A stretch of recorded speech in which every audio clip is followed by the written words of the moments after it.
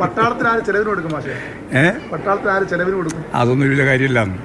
പട്ടാളത്തിൻ്റെ എല്ലാം ചിലവ് ആരാണ് വഹിക്കേണ്ടതെന്ന് ഇപ്പം നമ്മൾ അന്വേഷിച്ച കാര്യമില്ലല്ലോ. ഒരു നടപടിക്രമവും പാലിക്കുന്നതല്ല നേരാ.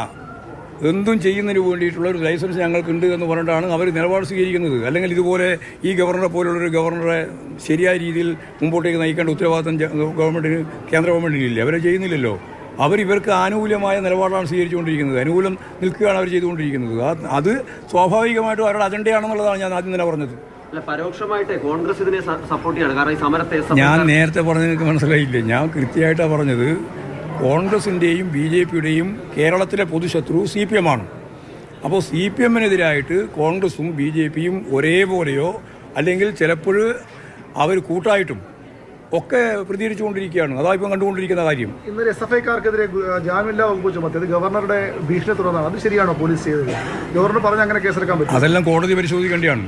തീർച്ചയായിട്ടും ഇത് ഇമാതിരിയുള്ള നിലപാട് സ്വീകരിച്ചാൽ അതൊന്നും കോടതിയിൽ നിൽക്കുന്നതല്ല. ഞാൻ പറയുന്ന ഒരാളെ കേസെടുക്കണം.